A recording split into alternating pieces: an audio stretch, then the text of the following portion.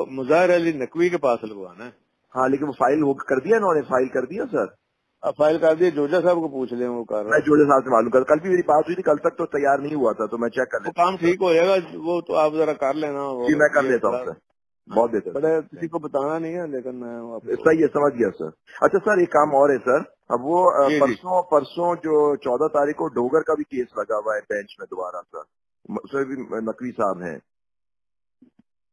तो वो डोगर क्योंकि कौन सा? अब गुलाम मोहम्मद डोगर जो सर सीसीपीओ का केस कर रहा था ना सर, आपका हाँ जो हाँ हाँ, सीसीपीओ था वो भी लगा हुआ है सर परसों, क्योंकि देखिए आप वो नेचुरली हटा दिए गए, उनको तो रिप्लेस कर दिया, लेकिन केस अभी भी है सर, वो परसों लगा हुआ है 14 को सर। चलो मैं बात करता हूँ। वालेकुम सर। जी सलाम अलैकुम।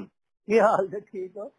जी मैनू बड़ा अफसोस होया कि उत्थे अपना मैं आप ही आ रहा मोहम्मद खान इत्थे तुहाडे कोल ही मैं आ रहा उत्थे ही। पहुंच गए नहीं, पहुंच गए।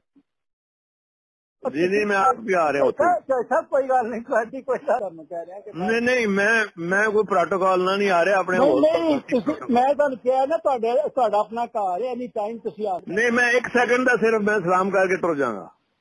हो। नहीं गल मैं आ गया, गल तो सुनो, मैं आ गया ना, नेड़े पहुंच गया यार, की कर रहे पे मैं खाली सलाम। जोजा साहब जी जी। वो मुज़ाहिर अली नकवी को लगाना जे वो मखा का केस है। अच्छा चलो, मैं आपको आज आज आज वो चला जाएगा इस्लामाबाद, कह रहे थे इस्लामाबाद भेज देंगे आज, तो फिर उस तो बाद वो जो प्रोसेस होता फिर वो किसी को कोशिश कर लेंगे, पूरी बिल्कुल कोशिश कर लेंगे बिल्कुल। मुज़ाहिर अली अकबर नकवी, तो ठीक है जी। बड़ा दबंग है। हाँ नहीं है जानना।